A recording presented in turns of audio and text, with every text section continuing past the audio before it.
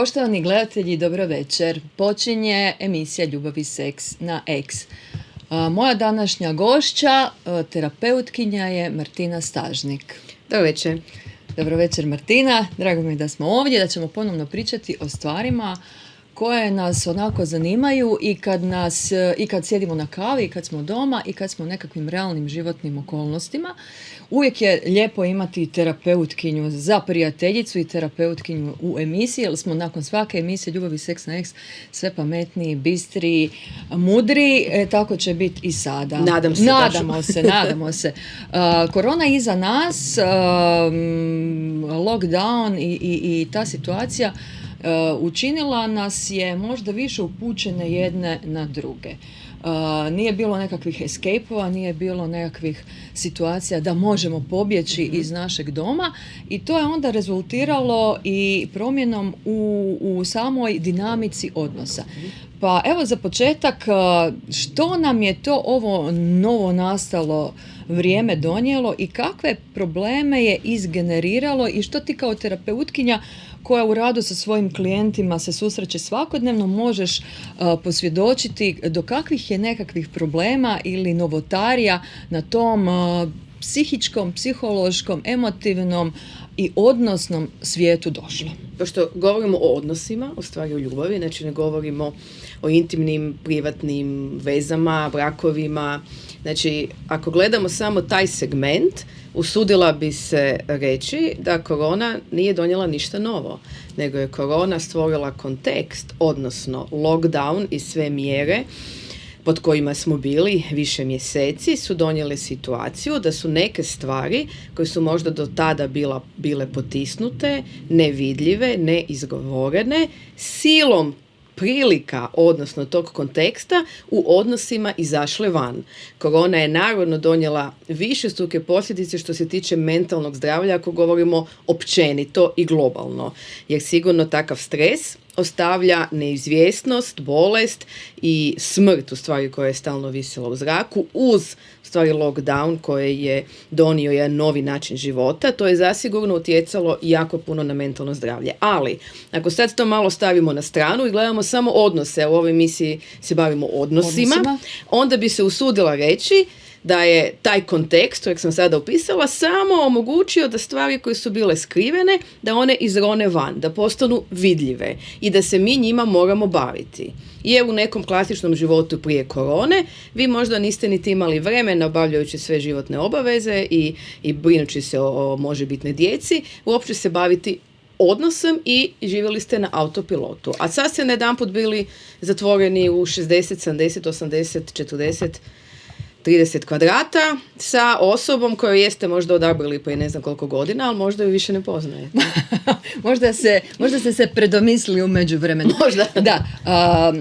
Nekako mi se ovako čini, nisam gledala statistike, ali mi se čini da su se ovako ti odnosi malo ruinirali u ovom vremenu, znači dok smo bili u lockdownu, pa možemo reći da se stopa razvoda nekako pojačala, povećala baš unazad par godina. Unazad par godina, ne mogu reći točno za koronu, ali za taj period korone, ali unazad 5 do 10 godina statistike pokazuju da se u stvari ljudi razvode u sve mlađoj i mlađoj dobi. Ja mislim da je to možda značajnije nego broj razvoda.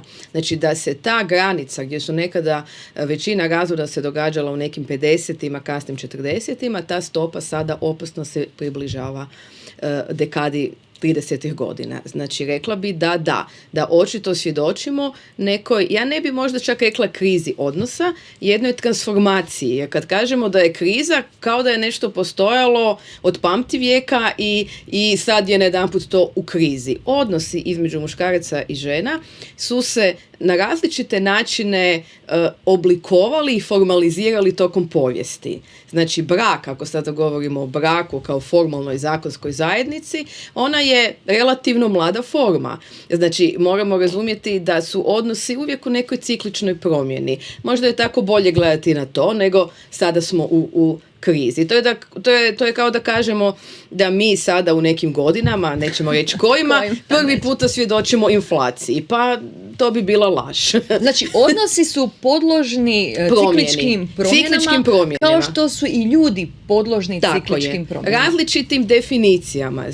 Znači, moramo razumjeti da ideja da mi slobodno biramo partnera prema svom romantičnom, erotskom ili nekoj naklonosti, privlačnosti koju osjećamo, znači i nekoj emotivnoj i nekoj seksualnoj, da nekoga smatramo privlačnim, da je to vrlo mlada pojava u našoj povijesti. Brakovi su uglavnom u različitim kulturama bili dogovarani, uvjetovani socijalno-ekonomskim statusom i položajem određenih ljudi i na kraju krajeva i u našoj kulturi su roditelji birali jako dugo, jel tako, partnere bračne, tako da ova ideja da mi slobodno, svojom slobodnom voljom nekog izaberemo i s njim živimo je relativno mlada forma, koja je i sada vidimo u nekoj transformaciji. Da, baš kad pričam sa svojim prijateljicama ovako neformalno o kavi, onda ne znam da li je to olakotna okolnost ili otegotna da sami biramo partnere. Nekad mi se čini da bi bilo puno bolje da mi ga bira neko drugi. Da.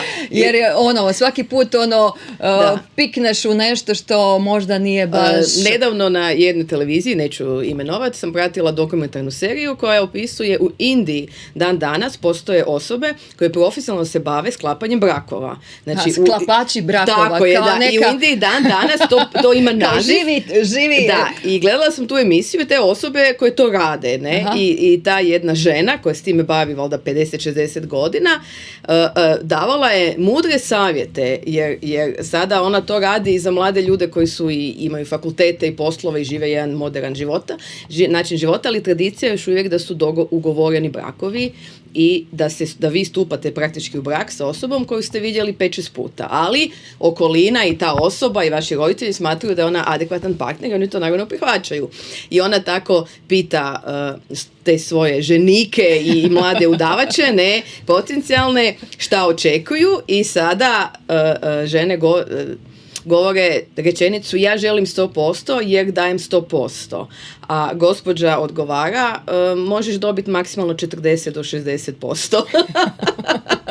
I tako ih lijepo educira i priprema za realan odnos, a ne za romantičnu ideju odnosa gdje ćemo mi dobiti 100%. Koliko smo mi pogođeni tim Disneyevim bajkama, tim nekakvim narativima? Znam da se ti baviš arhetipovima, baviš se bajkama, to je jedna jako lijepa tvoja crta u tvojoj biografiji, terapeutkinja koja se bavi bajkama, zapravo narativima koji su nama svima onako utisnuti u najranijoj dobi u svijest i sad te sve bajke i priče kako će doći prekrasan princ na prekrasnom konju, kako će nas on spasiti, on će nas odvesti u dvorac i mi ćemo biti princeza. Popešćeš se po našoj kosi gore. Tako je. Mislim, to su sve pričice koje vjerujem da je svaka djevojčica i svaki dječak nekako primili u toj najranijoj dobi. Koliko je to štete napravilo? Pa ja mislim da je način na koji su interpretirane bajke. Znači, ono što bajke u svojoj esenciji sadrže kao i mitovi, to su određeni arhetipovi. To znači određene, najlakše je to objasniti kao podsvjesne slike iz kolektivnog nesvjesnog kojih svi dijelimo. I šta se događa? Znači, kada su te bajke fabricirane, umanjene, uljepšane, tu veliku odgovornost nosi Disney, u stvari, koji je učinio super popularnim neke bajke, Grimmove bajke, primarno iz tog segmenta, ali ih je promijenio. I na način ih je promijenio da se u bajkama da mi možemo očekivati da ćemo poljubiti žabu i dobit ćemo princa. U originalnoj bajci... Kad poljubimo žabu, imamo žabu. U bajci princeza baca nekoliko žabaca u zid, ne znam sad točno koji broj, dok se jedan njih ne pretvori u princa. Sad samo pogledamo tu sliku, jer su arhetipovi praslike, znači praslike, praimaginacija koja postoji u svima nama. Znači, ako gledamo prasliku, metaforu, praslika je metafora, to znači simbolika jedna, da ja sad uzmem jednu žabu, pa ti drugu i tako ti i ja bacamo 5-6 za žaba i u nekom trenutku će se pojaviti princ. Šta ta metafora znači za mlade ljude? Da moraju isprobati, da moraju upoznati sebe. Brojeva. Da moraju u stvari ući u iskustvo i na osnovu osnovu iskustva i odnosa donijeti odluku, a ne donijeti odluku na osnovu romantike ili ideje ili narativa, možemo reći narativa, priča koji dominiraju našim odlukama. Mi smo svi na neki način vrlo, vrlo snažno obilježeni time da određene priče su utisnute u nas i mi ih doživljavamo kao vlastite istine. Znači te priče, te narative treba mudro i polako propitkivati, kritički. I vidjeti da li to stvarno je autentični dio našeg vrijednosnog sistema i naše ideje kakvi smo mi partneri i kakvog to mi partnera želimo, ili je to nametnuto od društva. Znači taj ritam koji mnogo ljudi živi, to je često nametnuti ritam od društva, u stvari, ciklus je od društva. U 20-ima se ženimo, pa imamo djecu, pa se u 40-ima razvodimo. Da. Znači sad malo karikiram i smijem se, ali treba ozbiljno propitkivati sve oko nas, pa i odnose, pa i te narative, da li su oni stvarno točni ili nisu. Bajke u svojoj esenciji su vrlo jasne, scene se izmjenjuju brzo, svi tvoji gledatelji sigurno su čitali bajke ili čitaju i u ovom ciklusu svoje djeci bajke, znači oni znaju da se slike izmjenjuju brzo, da se događaji događaju brzo i da bajke su često opisuju vrlo brutalne scene. Jel' tako? I svaka uzrok ima svoj ekvivalent u tako posljedici. Tako je, znači kroz bajke su nekada u pradavnina su bile za odrasle, a ne za djecu. U naše doba, unatrag Disney kulture i tako dalje, bajke su postale da su one za djecu, ali one u svojoj originalnosti, u izvornosti su u stvari bile pričane odraslim ljudima kako bi odrasli ljudi prepoznali određene, što sam rekla, praslike cikluse života. Znači cikluse života opisane u nekim slikama. Jedna od slika je da ako hoćeš upoznat sebe, većina junaka ulazi u neku šumu, jel tako, u bajkama. Što bi to je bilo ekvivalent da čega? Ulazimo u našu podsvijest. To je praslika koja mi ulazimo u našu podsvijest i istražujemo našu podsvijest, šta se nalazi unutar nas i šta je ono što utječe na naše odluke ili ponašanje ili emocije, a mi toga nismo svjesni. I kako stvoriti taj red u toj našoj podsvijesti? Znači, podsvijest je kao nekakva šuma, kao nekakvo veliko skladište različitih impresija, asocijacija, narativa. Da. I sad u čitavoj toj šumi, kako to lijepo pjesnička slika govori, mi trebamo nekako prvo naći sebe da bi onda mogli naći drugoga. Pa da li se to za života jednog ovako skromnog, običnog čovjeka može Pa naravno učiniti? Da može. Mislim, može.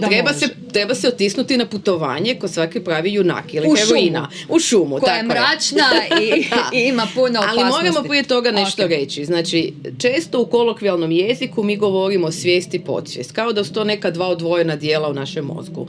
Ali u stvari mi ljudi smo cjelovita bića. Emocija, duh, duša, tijelo, sve to povezano. Tako i svijest i podsvijest nisu nekako odsječeni jedan od druga, nego se međusobno prožimaju, da tako kažem, metaforički, ne stručno, nego metaforički. To znači da ulazak u našu podsvijest se može desiti našim svjesnim naporom, da uđemo u podsvijest kroz emocije, kroz imaginaciju, kroz snove, kroz trans stanja i tako dalje, i onda radimo sa slikama. Moramo znati da će nama podsvijest dati slike, a neće nam dati rečenice koje će sadržavati logično uzročnu posljedicu. To znači da mi moramo raditi sa vlastitim slikama, vlastitim unutarnjim narativima i pronaći naše vlastito značenje. Dobro, ali taj reader, taj koji čita, interpretira te slike... One koji interpretira smo mi. Okay. Znači, percepcija, znači informacija uđe u nas kroz bilo koji kanal, da li kroz tijelo, da li kroz emociju, da li kroz sve su to kanali. I mi smo interpretatori, mi smo ti koji ćemo toj slici dati značenje i dati onda razumijevanje za naše živote. Mi kao i terapeuti u stvari facilitiramo, vodimo klijenta ka njegovom vlastitom razumijevanju toga. Znači ti i ja možemo sanjati isti san, ali simbolika tog sna i značenje za tebe i mene može biti potpuno različito. Jasno. Znači moramo biti avanturističkog duha kada ulazimo u našu podsvijest, a ne tražiti kuharice. i recepte. Ko su ti čimbenici koji su utjecali na taj naš reader, na onoga ko čita i ko interpretira svijet oko nas? Pa naš cjelokupan habitus. Znači, gledajte, mi odrastamo, kroz djetinjstvo imamo jako puno informacija ulazi u nas, mi stvaramo određene vrijednosne sustave, mi stvaramo emocionalne obrasce, mi imamo i naše traume, jel tako? Znači, sve to zajedno čini neki naš habitus. I neka informacija, koja god informacija ulazi u nas i onda ga mi ufiltriramo kroz naše filtere, a ti filteri su odgoj, vrijednosni sustav, emocionalno stanje, psihička stabilnost, mentalno stanje, naši obrasci, naša prethodna životna iskustva, narativ društveni, kontekst koji nama nametnut, sve to zajedno je određeni filter. Gledajte kako je to kompleksno. Znači, svaka osoba ima svoj filter i svoje filtere, kroz koje on tumači informacije. Znači, neko će reći ovo mi je lijepo, a neko će reći ovo mi je ružno. Ko je taj koji određuje to? Pa mi sami, taj naš, kako ti kažeš, interpretator, koji jednostavno određenu informaciju koja sama po sebi nema nikakvo značenje, mi pridajemo značenje. Mi smo ti koji dajemo značenje događajima i situacijama u našim životima. Dobro, ajmo reći sad, ajmo se malo osvrnuti na žene. Ajmo se osvrnuti na žene, te bajke, pričice, princeze, kraljice, majke, arhetipi toga svega. Ajmo vidjeti kako je to i na koji način je to nekako stasalo u našoj svijesti i da li je to nekako instrumentalizirano ili je to ipak ima nekakav svoj nekakav, koliko je to različito i koliko je to od nekog konstrukta i prirode žene same. Pa ako sad gledamo tu možemo sad uzeti jedan segment da pričamo o njemu. Znači, ako gledamo drevnu mitologiju, tamo vidimo primjere različitih boginja, u stvari sa njihovim značajkama, i to su određene vrste arhetipova, tih praslika koje su pohranjene u nama. Znači, mi koji živimo u ovoj kulturi, sigurno svi imaju neku sliku u glavi kada ja kažem Atena ili Afrodita ili tako dalje. Možda ako kažem Inanna, možda već neki nemaju sliku, ali oni koji su poznati s tom mitologijom imaju. Ali tamo možemo potražiti koji su te značajke žene. Znači, šta čini ženstvenost, ja bih rekla, ženski princip. Žena je ipak spol biološki kao i muškarac, a muževnost i ženstvenost su neke kategorije ipak iznad toga. To znači, šta to znači biti ženstvena? Koje su značajke ženstvenosti? Ako gledamo te arhetipove. Pa sad moramo opet malo zakopati ženstvena je i baba Jaga. Na svoj način. Dakle, ne samo neka princezica tamo. Znači, ako gledamo arhaične boginje, znači ako gledamo boginje koje postoje u izvornim primordijalnim društvima, onda ćemo vidjeti da žena u sebi sadrži dva aspekta, to je da ona vlada životom i smrti, da je ona ciklična, dan i noć, luna i sunce i mjesec. To znači da te boginje sve u sebi sadrže dva aspekta. One su istovremeno boginje plodnosti, boginje života, poput majke zemlje, ali istovremeno i one koje donose smrt. Tako da tu možemo prepoznati jednu sliku, sliku da je ženska priroda dualna i da ženska priroda je u stvari teško uhvatljiva logičkim umom. Da tu trebamo malo omekaviti tu našu uzročno-posljedičnu umnu koncept kako gledamo život, nego postati malo mekani poput vode ili malo mekani poput zemlje i gledati tu žensku prirodu kao nešto fluidno i promjenjivo i ciklično. Eto, jeste čuli? Znači, fluidno, promjenjivo i ciklično, to je nešto što je žena. Znači, od žene ne možemo tražiti, jer je to se kosi sa njenom prirodom, da ona bude uvijek ista, da bude uvijek statična. Kako da žena uvijek bude ista i statična? I dosljedna. Ako svaki mjesec većina žena, veliki broj žena proživljava i ima menstrualni ciklus, što je obilježje i zdravlja i potencije za plodnost, jel tako? Da. Kako onda sad možemo mi gledati da smo mi stalne? Ali mi govorimo o ženskoj prirodi.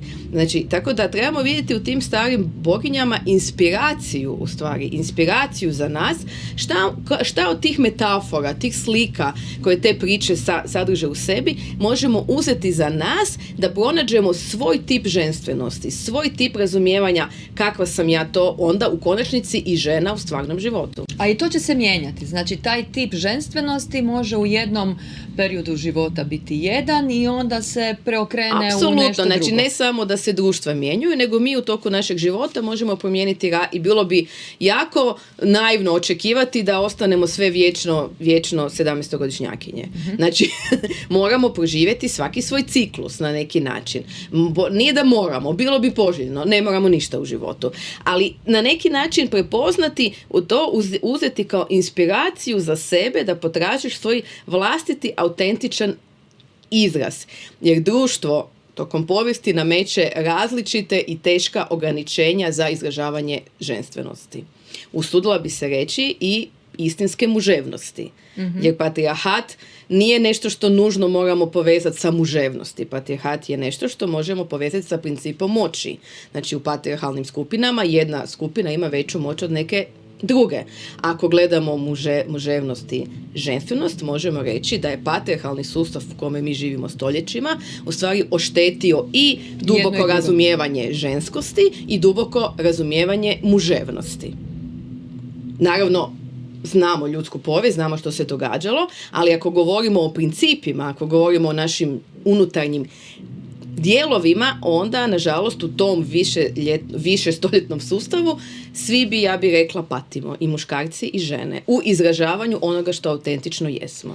Evo, samo prije ove priče o patrijarhatu, interesantno je da danas puno žena je pogonjeno ili motivirano tim kultom mladosti i kultom tijela. I onda se žene koje su u nekakvoj zrelijoj dobi nastoje prikazati kao svoje starije kćeri. Mislim, koliko je to potrebno i koliko to zapravo nudi jednu sliku nerazumijevanja i nepoštovanja samog tog ciklusa i života i te promjene koja je neminovna i koja je predivna, jer svaki taj ciklus u životu nudi nove i prekrasne stvari koje niste mogli imati kad ste imali 20 ili niste mogli imati kad ste imali 30, ni u odnosima, ni u seksualnosti, ni u odnosu prema životu generalno.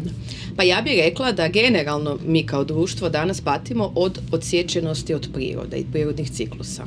Pa sad ovo što ti govoriš, znači zašto se pojavio kult mladosti, pa gledaj, to je povezano malo i sa ekonomskim sistemom gdje živimo, jer kapitalizam treba radnu snagu koja je mlada i jaka i može puno raditi i raditi više od 8 sati, jel tako, i ne imati obitelji, ne poštivati ništa, nego samo profit, zaradu i tako dalje.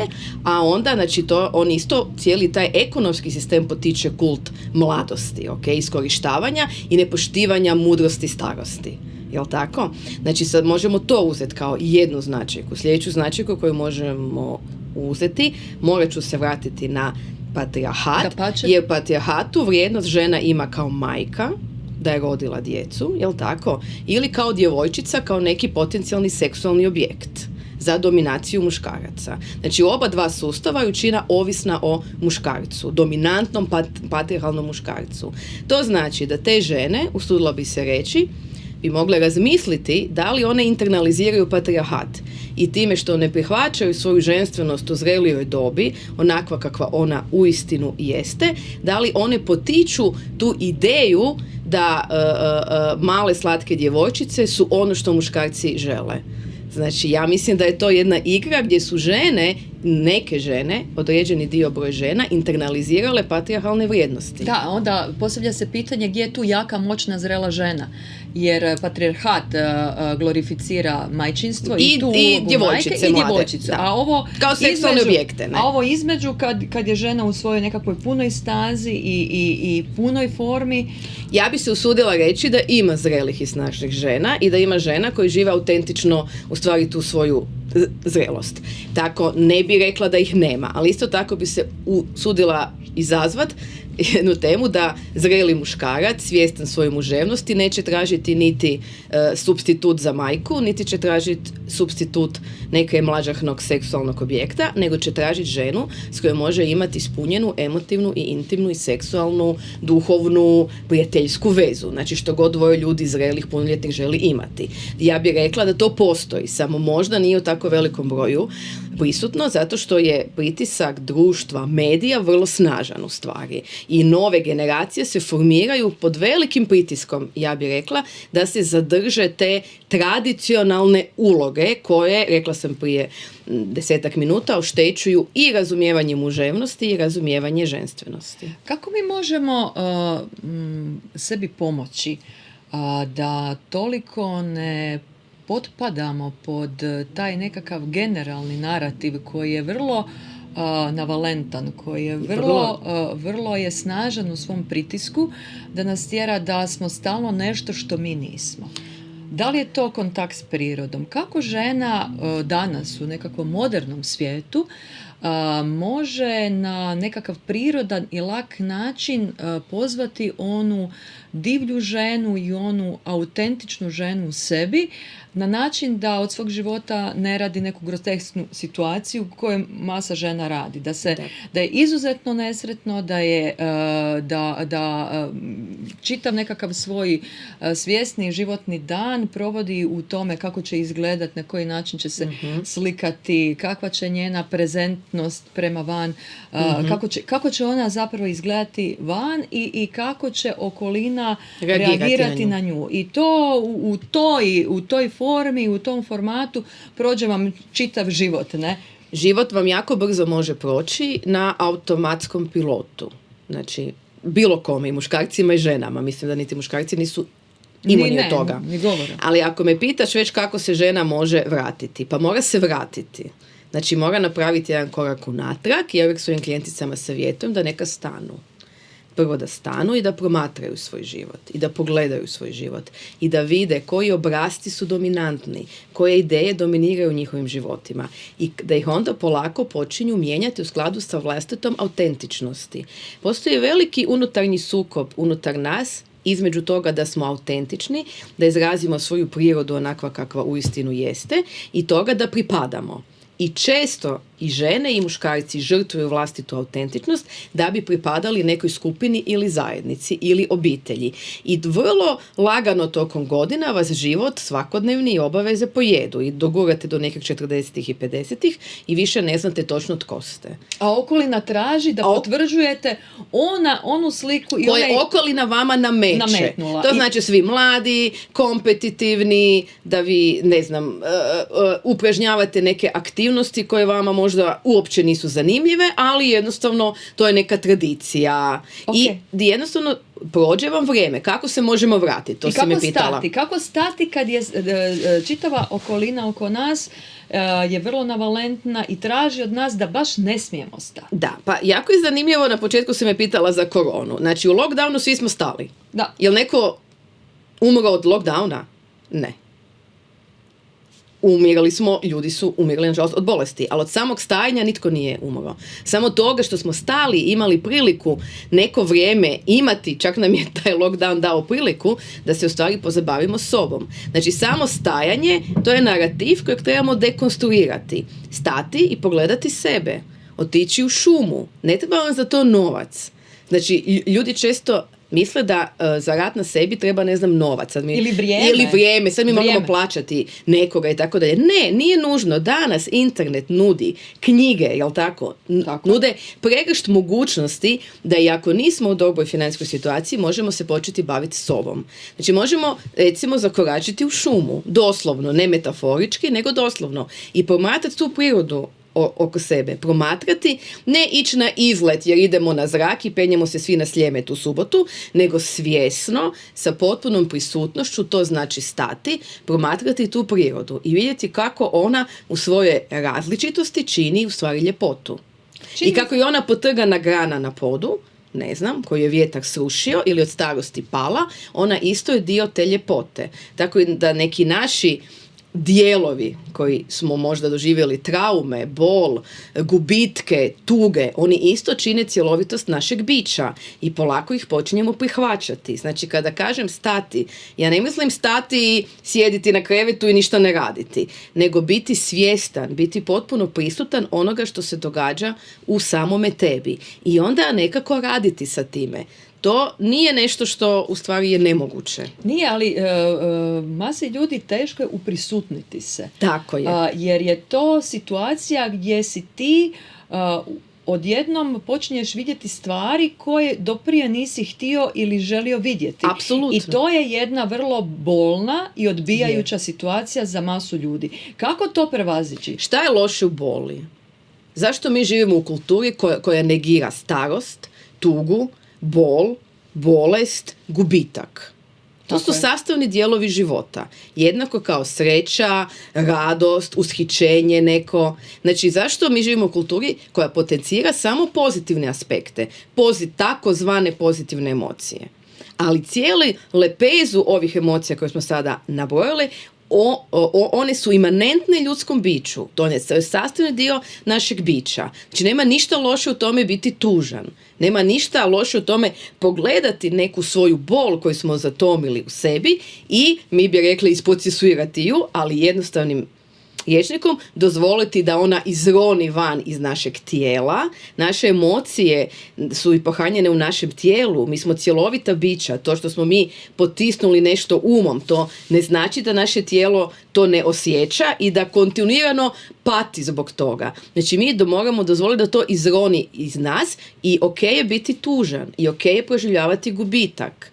I ok je ne biti dobro neko vrijeme, dok u stvari to proživljavamo. Ljudima je možda najgori taj susret sa tom boli, sa tim gubicima, zato što je to negativna, neugodna senzacija u tijelu. No, međutim, interesantno je kako u tvojoj biografiji, u tvojoj karijeri putovala si i neko vrijeme si živjela i učila o ljudima, o svijetu oko sebe od šamana.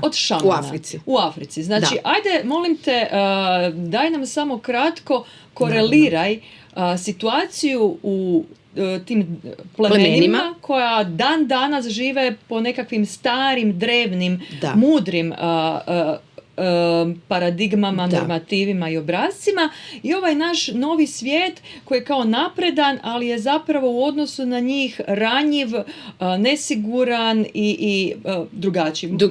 Dobro, znači ja sam putovala u Nigeriju i Brazil i učila sam u stvari šamanizam zapadne Afrike, on se naziva Ifa, od Yoruba plemena. Yoruba pleme je najmnogoljudnije pleme u Nigeriji i u nekim dijelovima Nigerije, još dalje, u velikim dijelu Nigerije, još dalje žive tako da su vođeni svojim tradicionalnim izvornim duhovnim znanjima. Ifa je šamanska kultura, to znači animistička kultura, to znači da njihovi bogovi, kako bi tako nazvali, su u stvari bogovi prirode. Na njihovom jeziku bogovi se zovu oriše. Znači, njihova božanstva su planina, rijeka, more, zemlja, šuma, drvo i tako dalje, da ne nabrajam. Znači, kao i svaka šamanska kultura, oni su duboko povezani sa prirodom, sa ritmom prirode i sa razumijevanjem da je čovjek dio prirode i da sve što važi za prirodu, važi i za nas. I da smo dio tog sustava, prirodnog sustava, a ne da smo odvojeni od njega. Zapadna kultura, zbog razvoja tehnologije i tako dalje, ima osjećaj dominacije, jel tako? Dominacije, da ona dominira nad prirodom. Oni nas uče da nitko ne dominira nad prirodom, nego priroda je ono što jeste, mi smo dio nje i kao onog trenutka kada mi oštetimo prirodu, ona će tražiti balans natrag i ako ćemo mi u toku tog balansa stradati, prirodi to nije važno, jer majka zemlja je majka zemlja koja ima svoj neki ciklus. Oni nas uče u stvari da treba živjeti u skladu sa prirodom, da treba živjeti u skladu sa tim ciklusima. Što to znači za gubitke, da ti odmah se vratim na tvoj gubitak. Što to znači za odnos? Jer lako je možda imati odnos prema planini, ali kako imati odnos međusobno, kako oni to rješavaju? Kako rješavaju tugu? Da li bi itko išao na planinu neoprezno? Mi se smijemo kada se za vrijeme turističke sezone čitamo vijesti o turistima Česima, na Biokovu. u Česima, tako, u Japankama. I onda se Dobro. svi vrlo, onako, jel tako, vrlo samodopadno, kao nama se to ne može desiti, mi nikada ne idemo u Japankama na neku ozbiljnu planinu i kao vidite tamo lude turiste, jel točno? Da. A kako bi bilo da svog partnera promatrate kao planinu? Kao nekoga koji je ukorijenjen. I da ne idemo prema njemu u Japankama. I da ne idemo prema njemu u Japankama, da idemo prema njemu sa ili njoj, sa poštovanjem, sa razumijevanjem, da je to energija koja je ukorijenjena dolje u zemlju i onda se uzdiže i gore na nekoj vrhu ima neku perspektivu koja nije vaša perspektiva. Evo, prvo sloboda da se razlikujemo i da svako ima svoj način razumijevanja svijeta. I da možemo tu tražiti zajedničke točke, ali uvjeravati tebe da ovaj stol bijeli, a ti mene da je ovaj stol crni, pa tako možemo do prekosutra. I nikud nećemo doći. Znači, to poštovanje, znači oni nas uče da rad sa energijama prirode može nas iznutra promijeniti. Jer mi smo receptivni za to, mi smo dio te prirode. Tako isto gubitak, tamo smrt nije tabu. Tamo je smrt sastavni dio života. Znači tamo čak i neki gubitak bračnog partnera, ne u smislu smrti, nego u smislu da se zaljubio nekog drugoga i ode, nije tragedija. Znači ja sam tamo išla i učila sam u stvari od njih, njihovu tradiciju, njihovu kulturu na potpuno njihov način, ali sam to povezivala s ovim što radim ovdje, sa mojim poslom. Znači, zašto u onoj kulturi razvod braka nije trauma, a ovdje je? Okay. Zašto? Pa zato što oni to prihvaćaju kao prirodno. Naći ću novog partnera. Jasno. Ili partnericu. Ima još riba u moru. Ima još riba u moru. Jer priroda im pokazuje, more im pokazuje da ima riba. Da ima riba. Znači, čak i seks nije toliko tabuiziran koliko je u zapadnom društvu. Znači, mi živimo u ideji da smo mi jako slobodni. Da. Ali u stvari kad pogledamo kritički, evo ja samo molim gledatelje da samo kritički promatraju situacije. Samo to. Da promišljaju o njima. Seks je vrlo tabuiziran. A tamo? A tamo ne, tamo je on prirodan. Uh-huh. To je dio života. Kako izgleda seks u plemenima u Nigeriji? Vjerojatno izgleda seks isto kao i kod nas. Da. Na izgled isto kod nas. Isti su smiješni pokreti. Ali odnos prema njima nije tako katolički obojen, usudila bi se reći. Aha. Znači, ipak njihova izvorna tradicija promatra odnose među muškarcima i ženama i među muškarcima i ženama puno prirodnije. Aha, znači ima tih svih ima svih varijacija. Opcija, da, i nema toliko prosudbi u stvari koga bi vi trebali birati, koga ne bi trebali birati i tako dalje. Znači, puno je prirodnije, spontanije, ljudi nisu kažnjavani za svoje osobne seksualne preferencije. Kao što ovdje je tabuizirano, znači. Da. Znači, tamo ne moraju imati gay pride. Ne moraju imati, jel tako? A mi još uvijek moramo, u stvari, se kao društvo boriti za afirmaciju vlastite autentične slobode. Kako se želimo izraziti na koji god način. Znači, tu možemo gledati i mogu učiti kako ako svoju filozofiju oslonim na prirodu, da će me to na neki način ojačati kao osobu, a istovremeno dati mi drugačiji pogled na i život koji ja vodim. I daće mi prostor da se možda oslobodim ili da se možda izrazim na način na koji se želim izraziti. Da, često se događa u našim okvirima da su zapravo najveći kritičari žena same žene. Da. I onda mi kažemo ovu jednu nepopularnu rečenicu da je žena ženi vuk, što nije, ali žene da bi se možda umilile nekakvom sustavu ili muškarcima, zapravo znaju tim nekakvim pogledom gledati na drugu ženu. Pa gledajte, znači ta ideja žena ženi vuk, slavna Clarissa Pinkola St, jel tako, napisala je slavnu knjigu Žene koje trče s vikovima, koja je Biblija, koja je Biblija u stvari postala ženskog pokreta. Znači tamo je jasno, evo, opisano kako vukovi žive. Znači ta rečenica nema nikakve veze sa vukovima. Kao prva stvar. Znači to je jedna metafora, jedan narativ koji je ženama nametnut. Zašto? Jer se žene u patrijarhalnom sustavu bore za naklonost koga ili čega? Muškaraca. Jer je muškarac izvor sigurnosti. Okay. U neka davna doba žena je prelazila iz vlasništva oca u vlasništvo muža. Ajmo malo čitati povijest. Pa da. ajmo čitati povijest, ne tako daleku povijest. Pa i danas je možda i tako. Znači, ona je na neki podsvjestan način, ako je za moje preživljavanje ključan muškarac, onda ko je moj neprijatelj? Pa da. Pa druga žena. Znači, ajmo dekonstruirati te narative, ovako, vrlo jednostavno. Ali ako za moje preživljavanje nije nužan muškarac, nego meni muškarac treba ako biram muškarca kao svoju preferenciju, on meni treba za intimu, za ljubav, za prijateljstvo, za podršku, jel tako, za partnerstvo, onda da li žena meni je neprijateljica? Ne, meni je žena neprijateljica samo ako je muškarac izvor moje sigurnosti, izvor moje moći, izvor mog statusa. Ako sam ja sama izvor svog statusa, izvor svoje moći, izvor svoje sigurnosti, onda žena, mogu mi neke žene biti više ili manje simpatične, ali to je prirodno, ali uglavnom ja nemam ništa protiv žena onda, jel tako? Tako je. A biram muškarce prema nekoj svojoj preferenciji. Znači, to je opet internalizirani patrijarhat koji na ovaj vrlo tu rečenicu, kako smo ju sada dekonstruirali, niti vukovi tako žive, a niti žene bi trebale tako živjeti, nego to je nametnuti stvari koncept da smo mi jedna druga konkurencija. Kao da sad nas tu neko pošlihta i sada dečki biraju, ne? Mislim, dobro, mi u tom kontekstu tog internacionaliziranog patrijarhata, mi dajemo svoju moć muškarcu. Cilj je da svaka osoba nekako bilda i boosta tu svoju moć. Da, osobno. A kako to napraviti? Kako, evo to često pitanje, kako da mi budemo sigurnije same u sebe? Šta je to zapravo ta nekakva osobna sigurnost? Da ti ne moraš ovisiti o drugoj osobi, ali nije to da se oslanjaš opet na nekakve druge stvari materijalnog svijeta, da dobro zarađuješ, jer ima žena koja jako dobro zarađuje, Apsolutno. Ima žena koja imaju na neki drugi način te nekakve backupove, a opet nemaju tu nekakvu energiju sigurne žene i opet se negdje događa da potpadaju pod tu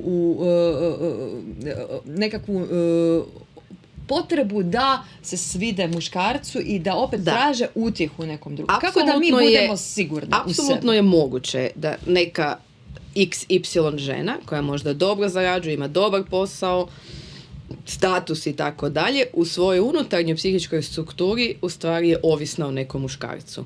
Isto tako je moguće da žena koja možda teško radi, slabo zarađuje, teško živi, a unutra je oslobođena tog koncepta. Znači, ti materijalni faktori, koji si spomenula oko nas, nemaju veze sa našim unutarnjim osjećajem samovrijednosti, samodostatnosti, cjelovitosti i razumijevanja i svjesnosti poštovanja prema vlastitom biću. Znači, ako ja imam poštovanje prema vlastitom biću i imam osjećaj samovrednovanja sebe i osjećaj samopouzdanja, da što god mi život baci ispred noge, da ću ja nekako naći način da se s time izborim, zašto bi ja onda htjela ovisiti o nekome?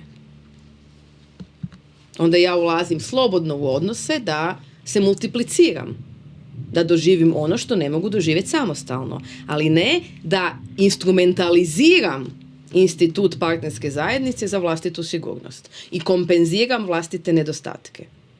Sad sam jako brutalna. Znači,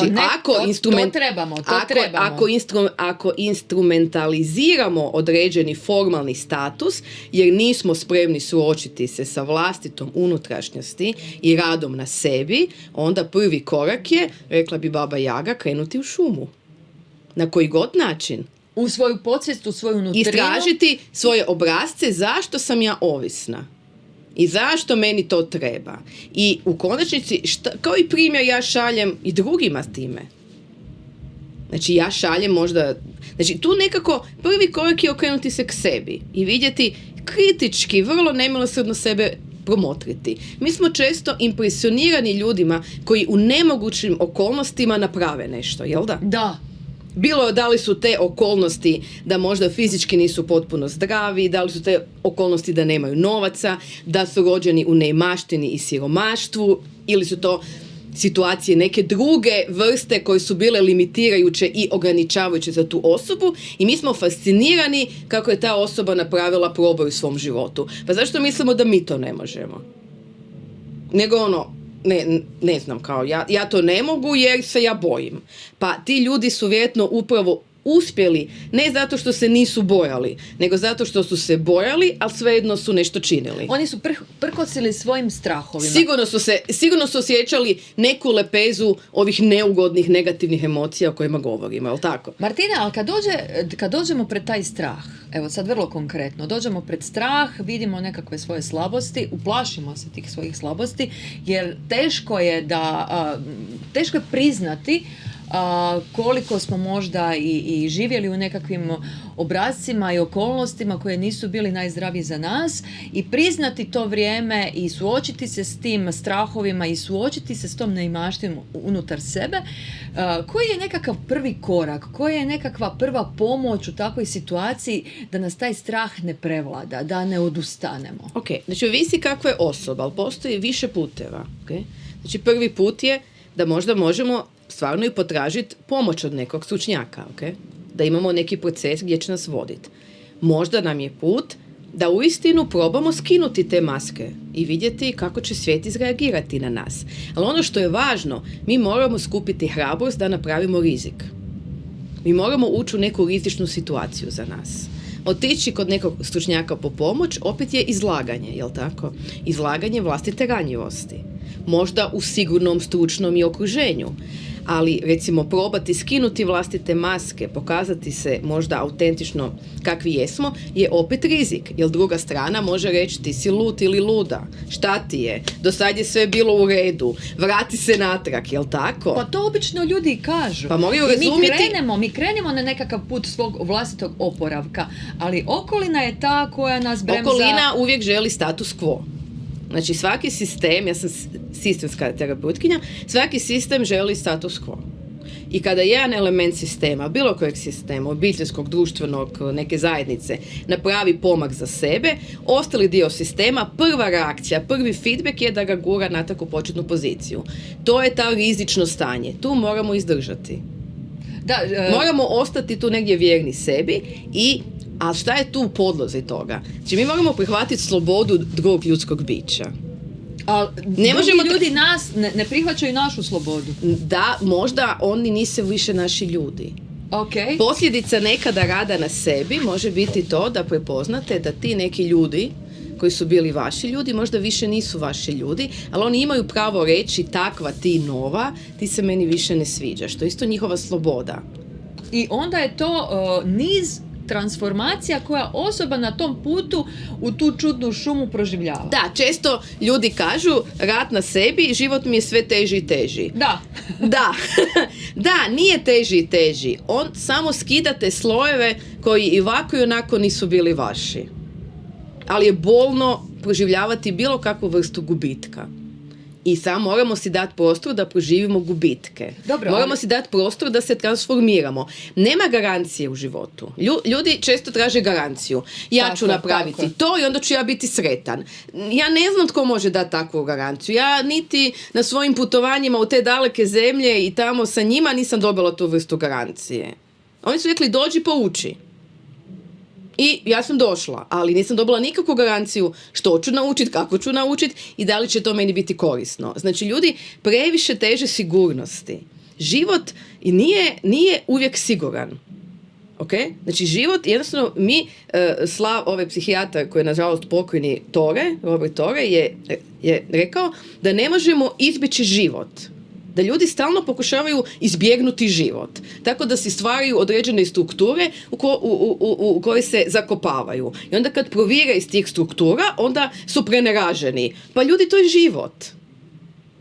Za, ne znam, hrast koji raste i žire padaju, da li će svaki mali hrast narasti u toj šumi? Pa neće.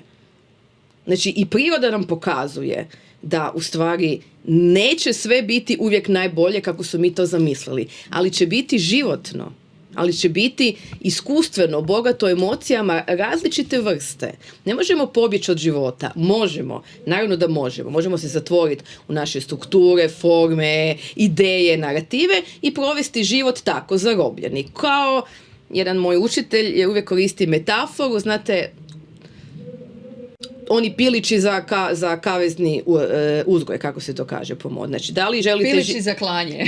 Da li želite živjeti ko pilići u onom kaveznom uzgoju, zatvoreni u strukturu, pazite, toplo vam je, griju vas, daju vam hranu, lijepo se stiskate jedan uz drugoga i onda u nekom periodu od 3 do 6 mjeseci idete na klanje. Ili želite biti koka, negdje u nekom vrtu, možda postoji mogućnost da vas neki škanjac digne, ali ste slobodni i birate si pjetla. Pa da. Znači, evo sada, evo dvije metafore.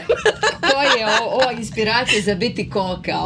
Biću koka. Pa biću koka, iako ću šetati po tom nekom dvorištu. Da, makar me škanjac progoni gore. Ali naravno da postoji rizik. Znači, moramo prepoznati da isto što pomaže ljudima, a to je da jedinu valutu koju imate u životu je vrijeme. Mi ništa drugo nemamo. Kada si tu sliku stvorimo u sebi, nemamo ni materijalno, ni imovinski, ni financijski, sve je to prolazno, jel tako? Pa jesmo mi zemlja koja je proživjela i rat, i potres, nekoliko puta. Znači, mi znamo da sve može nestati preko noći, ok? Ni kriv, ni dužan, jednostavno neka prirodna nepogoda se desi i evo, vi izgubite kuću. Znači, mi svjedočimo tome. To je život. A vrijeme koje ćemo provesti zatvoreni ko pilić u kaveznom uzgoju se nikad neće vratiti više. Znači, mi imamo problem sa slobodom, ja bih rekla, slobodom vlastitom, unutarnjom i slobodom da dajemo drugim ljudskim bićima tu istu slobodu. Nama su puna usta ljubavi i slobode tih fraza, ali trebamo stati, evo ponovo ću reći moju metaforu, i promatrati tu riječ, šta to znači sloboda. Ako sam ja slobodna i ti si slobodna. Ako sam ja slobodna i moj partner je slobodan, jel tako? Ja moram prihvatiti to i to je rizik. Ali šta mi možemo dobiti? O tome ljudi moraju. Sljedeći korak je kada prođemo sve te krize. Osim što smo koka, ne? Možemo koka, šta još možemo dobiti? Šta koka ima? Što koka daje? Pa koka ima autentični odnos i sa prirodom i sa kokodom. Znači, da bi bili autentični, Brené Brown, poznata autorica, piše da bi bili autentični moramo se ogoliti i biti ranjivi. I to je ljudima teško. Jer društvo koji nameće poželjne obrasce ponašanja, maske, ideje nekakve kako mi trebamo živjeti u svojoj privatnosti, pazite, momte, mi danas pričamo samo o odnosima privatnima. Znači, društvo mi nameće šta i kako ti i ja živimo u našim spavačim sobama. I našim gledateljima. Znači, o tome danas pričamo. Znači, i u takvom društvu biti autentičan. Pa naravno da je to strašno. Ali što je alternativa? Biti pilić u kaveznom uzgoju. Da. Onda ćemo puno lakše biti neposlušna. Hrabra, neposlušna koka koja istražuje u vrtu. Koja istražuje svijet. To znači Clarissa Pinkola Estes piše u svojim slavnim knjigama da ako ste neposlušne, to je put. Ako vas pljuju, to je put. Ako vam govore da ste divlji, nepokoreni, da se s vama ne može izaći na kraj, to je put. Za nju su to sve vrata, jer naravno da će vam to društvo kome je i ona živjela u Sjevernoj Americi, će vam govoriti kakvi vi trebate biti. I s kim trebate biti i na koji način trebate biti. I šta je poželjno i šta nije poželjno. Da, to vrijedi i za muškarce i za žene. Znači, ovo sve što sam pričala vrijedi za muškarce. Muškarci isto imaju taj teret patrijarhata na sebi, svoje uloge koje ih je uvelike, ja bih rekla, oštetila na emotivnom, duševnom, duhovnom planu, jednako kao i žene. Koja je njihova, evo ukratko, sad se bližimo kraju, koja je njihova možda najveća falinga koju je patrijarhat tako vježba? Pa da ne mogu biti emotivni. Aha. I da nisu povezani sa vlastitim emocijama, da ne mogu izraziti svoje vlastite emocije, verbalizirati ih, poživjeti i da ne mogu djelovati prema vlastitim emocijama, nego imaju određenu funkciju i ulogu u patrijarhalnoj strukturi. Mm-hmm. I zbog te funkcije i uloge oni moraju zanemariti svoje emocije i izražavanje tih emocija i postupanje prema emocijama, nego oni moraju odraditi svoju ulogu u stvari onoga koji zarađuje i tako dovlači nešto u špilju i ne može imati nikakvih emocija i on mora non stop neke dovlačiti u špilju. Ne? O muškarcima ćemo nekom drugom prilikom. Sad mi samo reci tvoju radionicu gdje gledatelji mogu gdje mogu naći tebe, gdje mogu te nešto pitati, gdje mogu učiti od tebe. Evo za kraj. Znači, ja imam svoju privatnu praksu, tako da mogu doći kod mene. Ja vodim jedan blog koji se zove Mokošino tkanje, po slavenskoj boginji Mokoš, Mati vlažna zemlja i žarko sunce, gdje mogu pratiti neke moje tekstove i objave za moje radionice. Uglavnom radim radionice za žene, gdje u stvari pokušavamo naći tu našu intuitivnu prirodu pomoću priča i bajki. Znači, radim često i radionice kada me zovu, organizatori i tako dalje na tu temu. I recimo prva prilika kada me mogu vidjeti, evo sljedeću srijedu u 6 popodne u Divine baru. Evo krećemo s jednim programom da govorimo da Divine bar u Ilici, reci mi broj, 93. Ilica 93, od 6 do pola 8 ću govoriti o moćnim ženama. Eto. Evo i besplatan je ulaz. Pa evo, tako, svi dođite. Svi dođite, evo da podržimo. Poslušati Martinu.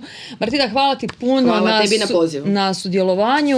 Nadam se da ste i danas nešto novo lijepo naučili ili podsjetili se o stvarima koje nam život znače.